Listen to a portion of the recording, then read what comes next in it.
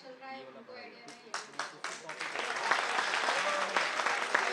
अभी अभी मुझे ऐसा सोचा नेक्स्ट प्रोग्राम में हम ट्राई करेंगे एटलीस्ट एक बैच फार्मेसी का हमारे सारे प्रोग्राम में रहे और आपके प्रोग्राम में हम अपने बच्चों को भेज पाएँ, सो दोनों लोगों का अच्छा एक कम्युनिकेशन डेवलप हो जाएगा।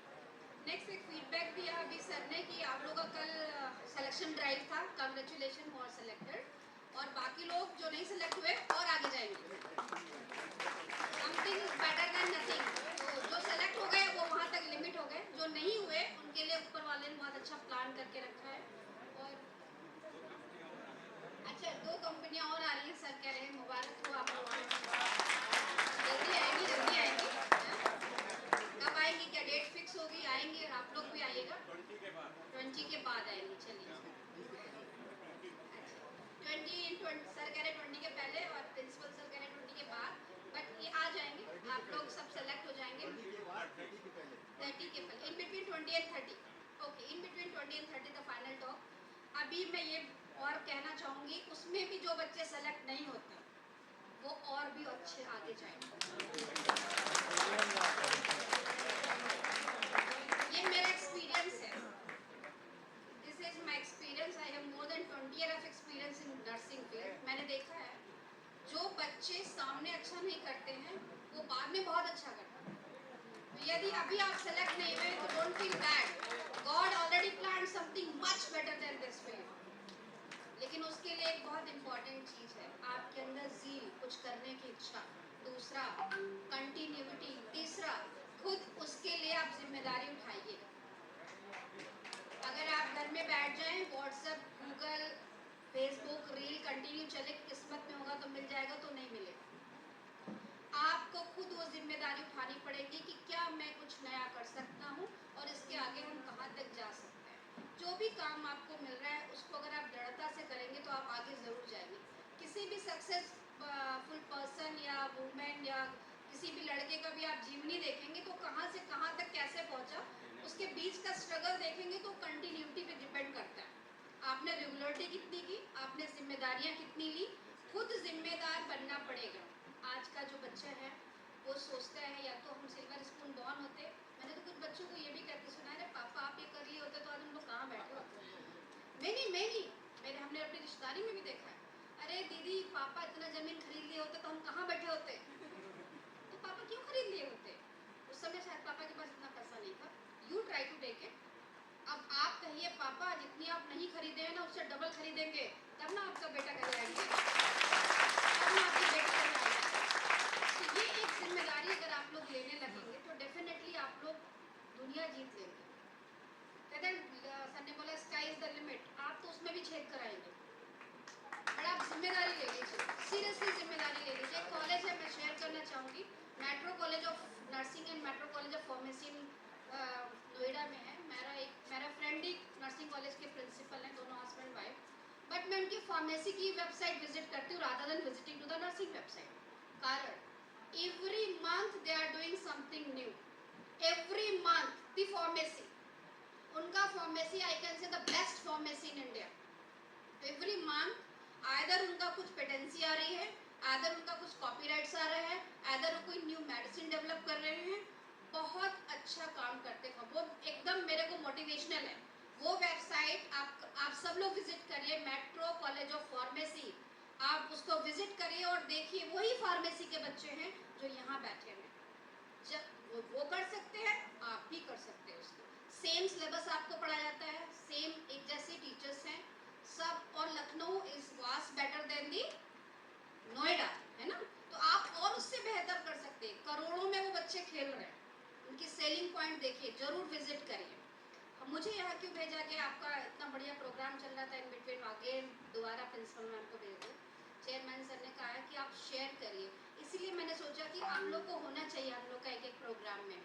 रिसेंटली जिसकी बात सर कर रहे थे वो बच्चे GNM के हैं, जनरल नर्सिंग एंड मिडवाइफरी, जिसकी कॉमन जो सैलरी होती है Uttar Pradesh and otherwise 10 to 15,000 fresher की, 10 to 15,000। 4 बच्चे हमारे जपाएगो में गए हैं, सेम बैच के जो 5 बच्चे हमारे समर्पण में काम कर रहे हैं, उनकी 40,000 सैलरी है, 40,000 salary of a GNM student. आज वो चारों बच्चे इस समय वहाँ से उनकी एक कॉम्प्लीमेंट्री लेटर आई है कि these are very good students.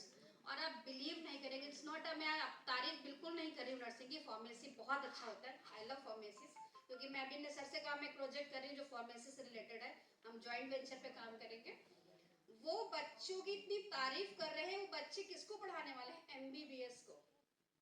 उनके अंडर में 20 हॉस्पिटल हैं उत्तर प्रदेश के, 4 जीएनएम स्टूडेंट के अंडर में 20 हॉस्पिटल हैं। उन 20 हॉस्पिटल में वो लोग प्रोटोकॉल्स को ट्रेन करेंगे एमबीबीएस, और जो उनके भी डॉक्टर्स वहां पे होंगे। Just think about this. जो उनकी करंट सैलरी 40,000 है, वो हमारे असिस्टेंट प्रोफेसर की भी नहीं, 38 स्टार्टिंग 38 है, और उनको एमएससी विद 3 ईयर चाहिए। तो आप सोचिए, क्या उन बच्चों ने कभी सोचा था? क्यों सेलेक्ट हुए? हमने 8 बच्चे भेजे थे, वो 4 बच्चे सेलेक्ट हो गए, 50%।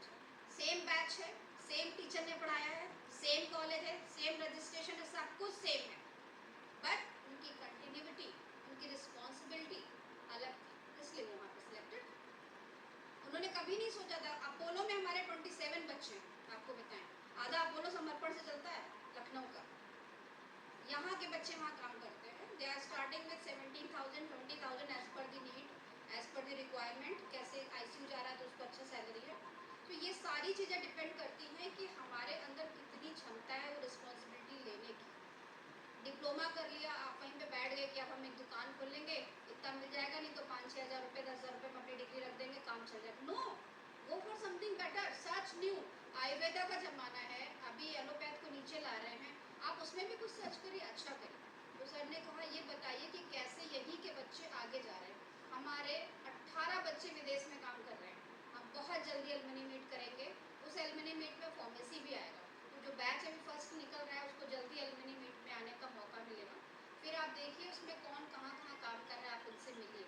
तो समर्पण एक ब्रांड है आज की डेट में। अभी भी बहुत सारे यूनिवर्सिटी में से कॉल आता है कि हर दूसरा बच्चा कहता है समर्पण कॉलेज चाहिए। इसलिए नहीं कि समर्पण में कुछ स्पेशल हो रहा है, इसलिए कि हम लोग कंटिन्यूटी से काम करते हैं। जितने बच्चे 4 साल से, वो 4 साल से मुझे देख रहे हैं आप लोग 4 साल से। समर्पण पहले भी देखते थे, समर्पण आज भी देखते हैं। कुछ बदलाव है इसमें? है या नहीं? यस और नो? आवाज नहीं आई। बदलाव दिख रहा है? क्यों दिख रहा है? We are working 24/7। अगर रात को भी हमें लगता है कि एक प्रोटोकॉल निकला है, हम इस पे काम करना है, तो उस समय भी लैपटॉप खुल जाते हैं हम लोग। सेम फार्मेसी में भी आप देखिए कितना उछाल आया है, कितनी सारी चीजें आगे निकल रही हैं। टॉपर भी यहीं से निकले हैं। इस बार भी हम सोच रहे हैं हमारे वहाँ के सारे बच्चे मैक्सिमम टॉपर्स समर्पण के जाने वाले हैं फार्मेसी में, है ना? तो आप लोग एक जिम्मेदारी लीजिए। एक छोटी सी घटना मैं शेयर करूँगी, बिल्कुल ओरिजिनल है, एक अस्पताल की है जिसमें गलती 2 लोगों की है, स्टाफ नर्स और फार्मासिस्ट की। एक मेडिसिन सिस्टर ने लिख करके दी, फार्मासिस्ट ने वो मेडिसिन दे दी।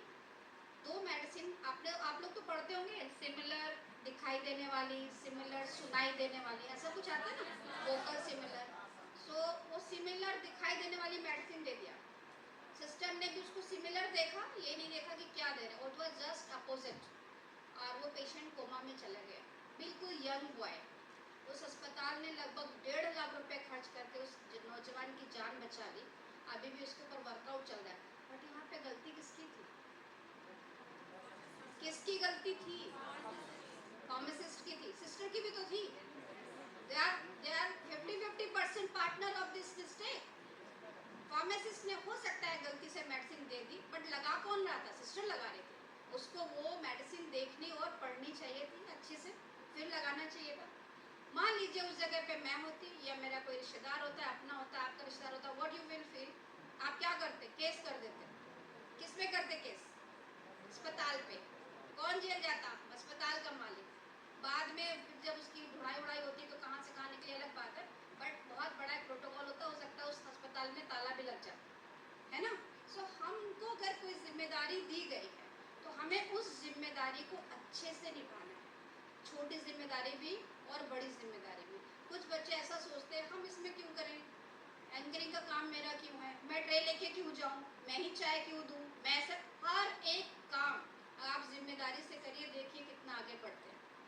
सो आप लोगों को पुनः मैं ऑल द बेस्ट बोलती हूँ।